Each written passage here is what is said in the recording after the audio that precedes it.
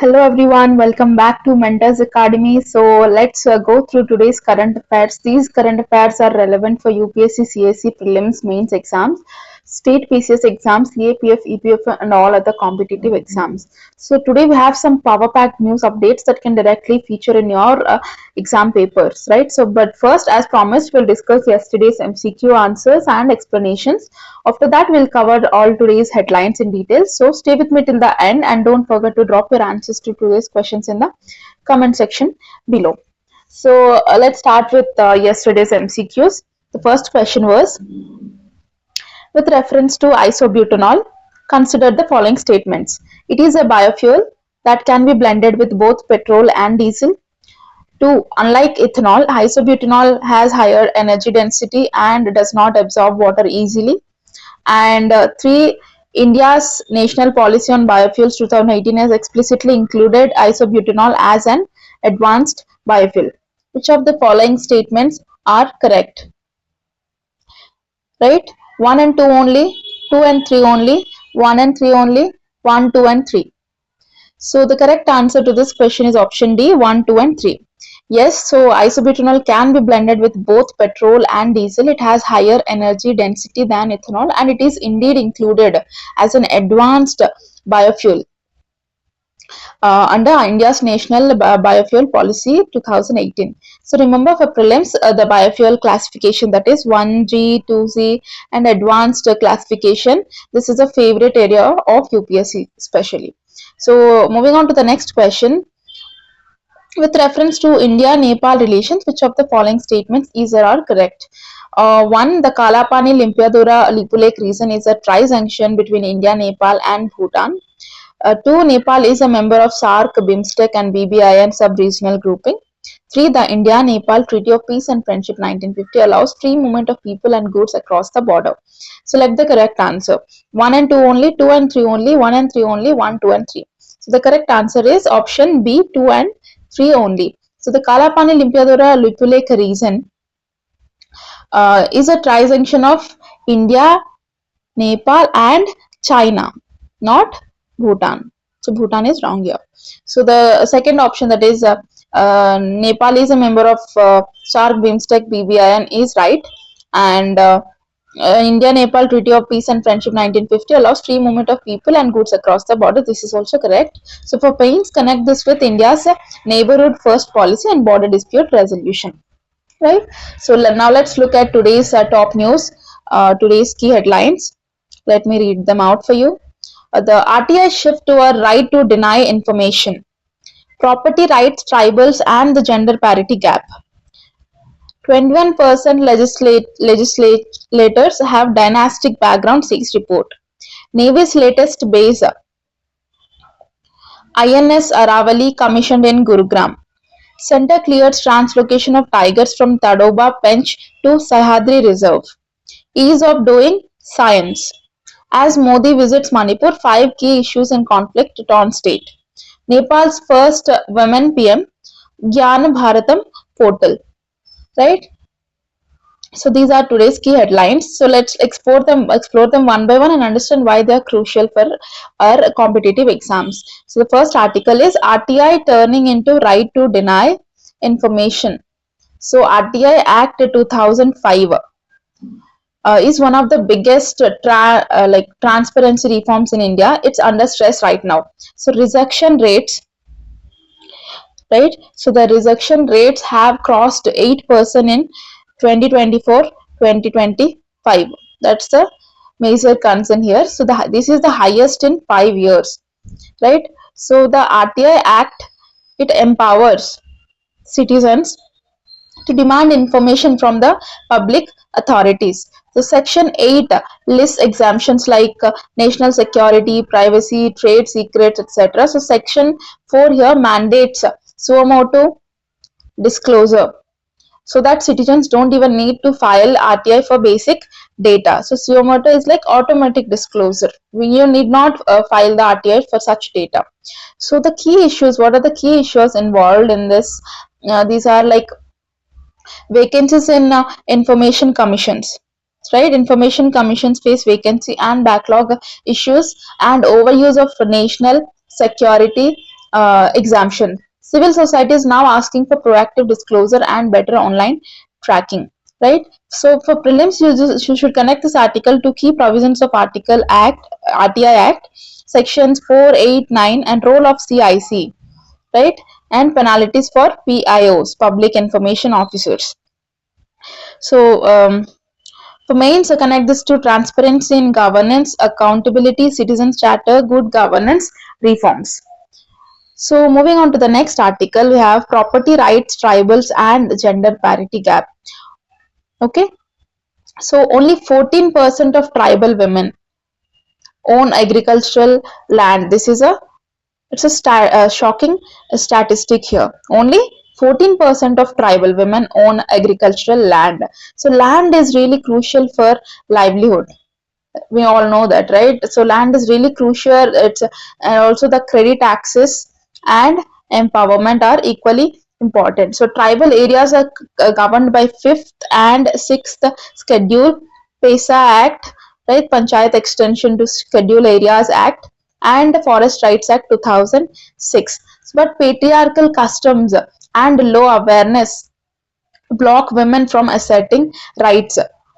So, what are the implications exactly? So, it impacts the food security, also poverty reduction, gender equality, also are affected. So, solutions include joint pattas, gender sensitive land records, and awareness campaigns, right? So for prelims, the 5th and 6th schedule provisions are important. PESA Act and the Forest Rights Act are important. For mains, connect this to gender equality, tribal development, inclusive growth, and STC 5 targets. STC 5, that is gender equality, right? So moving on to the next article, we have here important data again. 21% legislators have dynastic background. So 21% legislators from political families, like says that. So the recent report shows this, right? So this is highest among MPs below 40 years of age. MPs less than 40 years of, this is highest seen in such age range. So dynastic politics weakens. Yeah, so what is the concern about dynastic politics? So this basically weakens the internal democracy and limits fresh talent. Law Commission and Election Commission have recommended inner party democracy under the Representation of People's Act 1951. So what are the reforms are required here? Like transparent candidate selection, intra-party elections, right, and funding transparency are the key reforms required. Candidate disclosure, inner party elections, and political funding transparency, right? So we have seen that this is dominant in highest, this is highest among young MPs, right? So low intra-party competition leads to reduced diversity. It also threatens level playing field for new entrants. So the prelims angle to this article is RPA provisions, RPA 1951 provisions, and anti-defection law, that is 10th schedule. For mains, it links to electoral reforms, ethics in politics, democratic deepening, right? So moving on to the next article, a very important one from defense and security concept. We have Navy Commission's INS Aravali. Remember this name, INS Aravali. So it's a Indian Navy's new logistics hub. It has been commissioned in Gurugram. So it basically helps achieve India's goal of becoming a blue water navy by 2030. You can mention these points in your mains answers. Blue water navy. Indian Navy aims to be a blue water navy by 2030.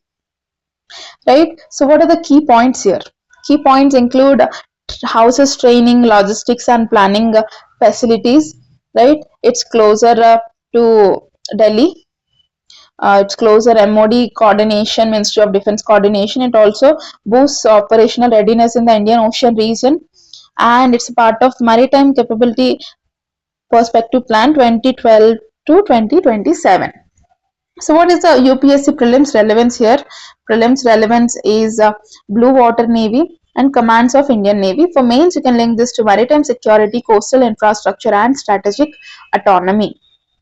So moving on to the next article, we have an important environment related article, that is tigers to be translocated to Sahyadri Reserve. So these reserves which are in news are very important for your prelims exams, especially all the prelims exams of all exams, like all competitive exams. So make sure to know the location of these reserves, right? Also the geographical features as well. So NTCA, National Tiger Conservation Authority, has cleared moving tigers from Tadoba Pench to Sahyadri Tiger Reserve to revive its near zero breeding population. Its Sahyadri has almost zero breeding population, tiger population, right? So let's see some background here. Project Tiger has led to 50 over 50 tiger reserves, right? And this translocation ensures genetic diversity. It also prevents inbreeding and revives small populations of tigers, right? So key points include Sahyadri had, we've seen this, had a near zero breeding population and expert team to tranquilize and strip these tigers. The relocation involves like prey-based augmentation and corridor creation. Strict monitoring is ensured to avoid conflict with local villages also. So UPSC relevance here, it links to NTCA, M Stripes app, Sahyadri Tiger Reserve, and for mains, biodiversity conservation, man-animal conflict, and wildlife corridors. Right. So moving on to the next article, we have ease of doing science, a new term.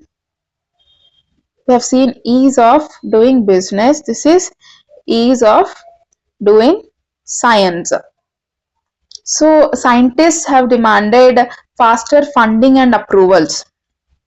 Faster funding and approvals as India spends just 0.7% of GDP. Very important data. Only 0.7% of GDP on research and development, whereas the global average is up to 2 to 3%. I mean 2 to 3%, that is 2.3% is the exact global average spending on research and development sector, right? So global average 2.3 and India spends only 0.7% of its GDP. Fragmented approval processes delay projects and discourage innovation. The main concern is the fragmented approval processes. What are the key points? Has proposed a single window clearance for research projects.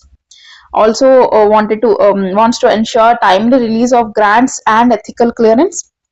Also promotes industry academia partnerships along with PPP model, and attracts global talent through simplified visas as well. For prelims, you can connect this to STI policy, science and technology innovation policy, SERB, Atal Innovation Mission, and for mains, innovation ecosystem, human capital, knowledge economy. Moving on to the next article, PM visit to Manipur, 5 key issues. So PM reviewed peace efforts in violence hit Manipur, right?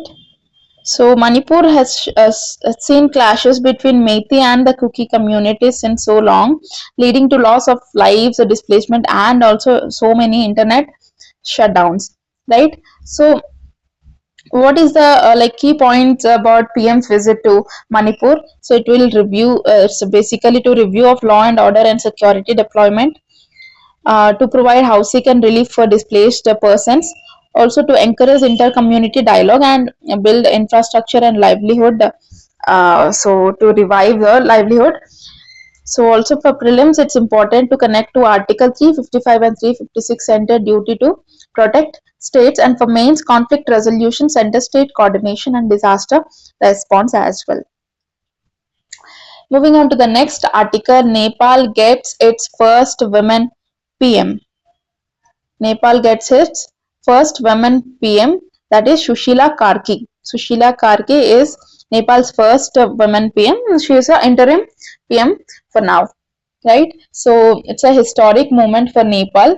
So basically Nepal's 2015 constitution Nepal's 2015 constitution ensures 33% reservation for women. So this is some background to connect to this article, and in key points we can see that she is the first woman to hold the PM office, to focus on social reforms and gender equity. It's an opportunity for India to deepen bilateral ties with Nepal through people-centric projects. Right, so this is significant for India's neighborhood first policy and also bilateral cooperation. For prelims, the India Nepal treaty, peace and friendship treaty 1950 is important. Moving on to the next article, the last article of today's news. Gyan Bharatam portal launched. Government launches Gyan Bharatam digital portal, a single platform integrating e-books, teacher training and assessments aligned with the National Education Policy 2020. Right? So it is aligned with NEP 2020, which stresses on digital content, multilingual education and also inclusive access. It's a single platform for e-books, assessments and teacher training. It supports the Diksha platform integration. It also encourages adaptive learning and edtech collaboration as well. Right? So it also promotes digital inclusion. For prelims of it, it's important to connect to National Education Policy 2020 targets and PM e-Vidya scheme. And for mains, digital divide, quality education and skill development. So these are some of the important articles of today's current affairs. Now let's test your knowledge with two prelims model MCQs. Consider the following statements regarding the Right to Information Act 2005. 1. Section 4 of the Act mandates proactive disclosure of certain information by public authorities. 2. Information related to cabinet papers, including deliberations, can never be disclosed under RTI. 3. Central Information Commission is a constitutional body under Article 338. Which of the following statements are correct? 1 only, 1 and 2 only, 2 and 3 only? Sorry, 2 and 3 only, and this is 1, 2 and 3. Right. So the next question is, which of the following are correctly matched? Legislation or concept related provision. PESA Act 1996 empowers Gram Sabha in scheduled areas. Forest Rights Act 2006 recognizes forest dwelling community rights. RPA 1951 provides for party registration and election conduct. Select the correct answer. 1 and 2 only, 1 and 3 only, 2 and 3 only, 1, 2 and 3. So these are two prelims model MCQs. Please drop your answers in the comment section below. We'll be checking your responses and we'll see the correct answer to these two questions in the next current affairs session, that is tomorrow. We also have two main questions for you to practice answer writing. Question 1. RTI has strengthened Indian democracy, but growing misuse of exemptions threatens its potential. Discuss measures needed to restore citizens' faith in the Act. 10 marker. 150 words question. Second question is, examine the importance of empowering tribal women to secure land and property rights. How can this contribute to inclusive development and gender parity? 15 marker 250 words question. So that wraps up today's current affairs analysis for 13th September 2025. So remember, these are not just headlines. So these are exam triggers that can appear in your exam anytime. So if you found this session helpful, please like, share and subscribe to Mentors Academy and hit the bell icon so you don't miss tomorrow's updates or any update in future. See you tomorrow with another power-packed current affairs session. Thank you so much again for tuning in today. Have a good